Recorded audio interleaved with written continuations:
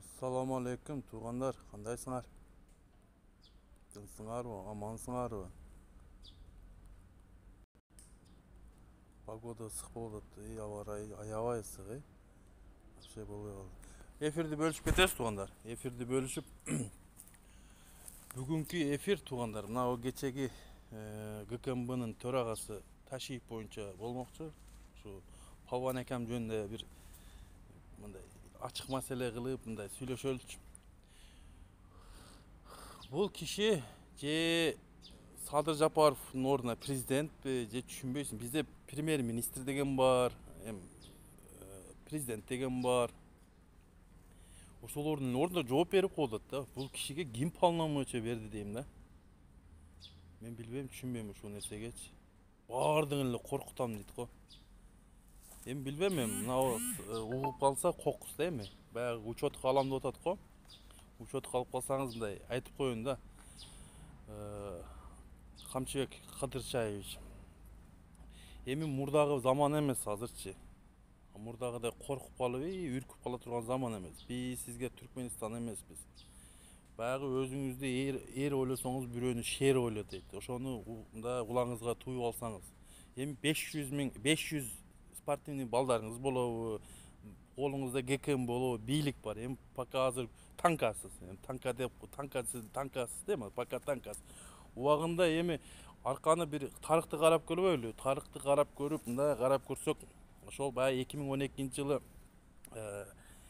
Ак үйдүн кашасын астып, Ак үйдү басып алам деп, бийликти басып алып, шымдарды жыртып, баягы ошол күндөрдү эстен чыгарбасак экен дейм да. Ошол күндөрү 1,5 жыл отуруп, анан ошол малдагы президенттин маалында Атамбаевдин мезгили болчу, Атамбаевдин мезгили. Атамбаевга кат жазып, кечирип коюңуз, мен билбейси жамана кылып алыпмын деп, Черек психбольница жоопкерчиликтерин качам деп, ошол күндөрдү эстен чыгарбасак экен да. Бул эми мындай да туугандар. Бул Камчыбек Кадырчаевичке айтып кетейин эле. Бийлик, мансап бул келип кете турган да. Акча, бийлик ушу амал келип кетет да. Эми ошону амалды өз убагында жакшылап пайдаланып калыш керек да. Же элге кызмат кылыш керек, же бир нерсе чыгарыш керек да. Же колдон келбесе эртең эле кетет бул. Мимо мындай тез эле кетет бул амалдарчы. Бийлик келет кетет. Анан кийин ошол малда деле ушинтип сүйлөй алабы экенсиз деген сөздөр чыгат да, мисалычы. Эми азыр түшүнөбүз эми азыр көзүңүздү май басты, Европаларга каттап калдыңыз. Эми эсеби жок. Бирок ушу чегара маселеси чечилбей атат да туугандар. Чегара маселеси чечилбей атат туугандар. Чегара маселеси мына ушу Камчыбек Кадырчаевич сүйлөгөн малда мына куршап калып элдин тилин жулам дегенде. Баткен событияда 44 жараныбыз бейгүнөө өлүп кетти. Кече дагы выступать этти эле, Баткенде дагы бир чегара жоокерибиз өлүптүр. Бирөөсү заложникте жатат экен ошол тажиктерде. Ушу элди коркутпай эле койсобу дейм да. Ушу элди коркутам деп эле анан аракта паталас чегараны чыйып кетип атат да. Анан мен мына айтып кетет элем.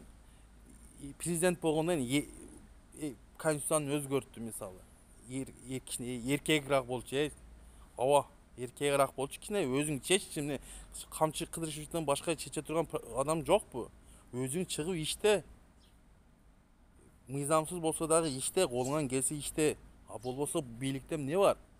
Мен түшүнбөйм да. Эми учетко коебуз, ол кылабыз. Эми учетко койсоң эле биз коркуп калабыз да. Эми койсоң коюпсуң да. Коюпсуң, эмне болуптур эми?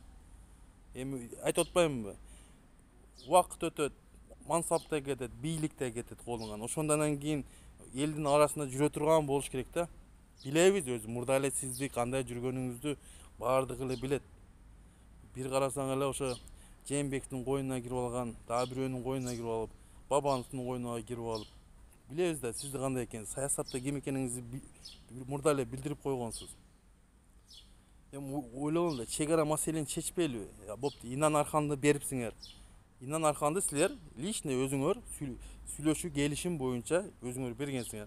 Эми баягы боз кыз апасын коркутуп аткандай болуп атат да. Как будто эми биз күнөөлүүбүз да. Эми өзүңөр бердиңер, өзүңөр жооп бересиңер да. Жооп бериш керек да, ал нерсеге жооп бериш керек баары бир. Өзүңүз айттыңыз го, баарыбыз жооп беребиз дедиңиз. Мына эми Куда кааласа баарыбыз, сиз дагы, биз дагы баардыгыбыз жооп беребиз. Мен бийликте эмесмин мисалы. Мен критика кыла берем. Мени эч ким оозумду жаба албайт. Бир гана Алла таалам жабышы мүмкүн.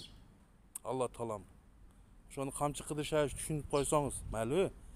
Мен айттым го, бул бийликти мен тааныган эмесмин биринчиден. Экинчиден мыйзамсыз. Мына ушул жерде жатат баарды. Досуңузду мыйзамсыз алып келип алдыңыз. Мына бийликти басып алдыңыз. Ушул жерде баардыгы ушул жерде жатат баардык нерсе. Колуңарда ким силерге мешать этет? Иштегиле. Просто иштей албай атасыңар да, колуңардан эчтеке келбей атат. Көрүнүп турат. Кече мына Россиянын бир эксперт айтты го, Дубнов айтты. Вот это пиар компания, вот это популистские слова, ушул нерселер көпкө барбайт деди. Мына уже аналитиктер айтып атат. Мен айтып коеюн ошо азыр Садыр Нуркожоевичке айтып кетейинчи.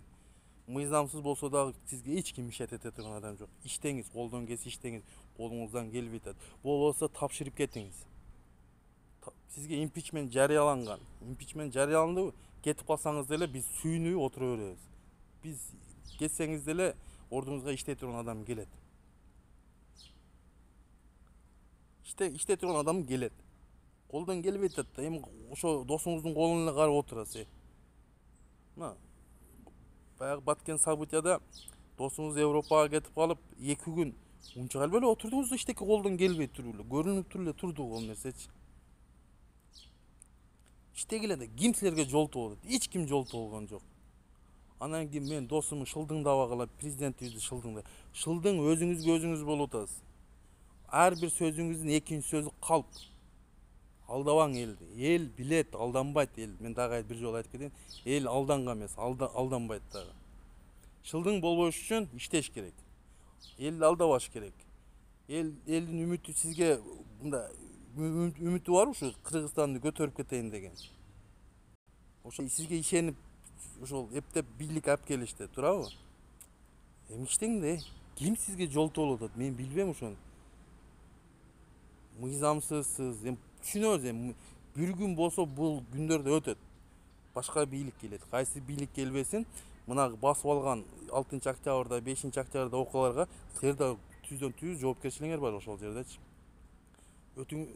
Сизге эпизод уголовный делолор жыйналат. Жагы кайсы бийлик келбесин, кимдин бийлиги келбесин. Адахан Мадумаровдун бийлиги, башканын бийлиги келбесин, баары силерге иш козголот. Себеби өзүңүздөр мыйзамдуулукту тандап алдыңыздар. Осознанный бардыңар да, ошол нерсеге осознанный бардыңар. Ошон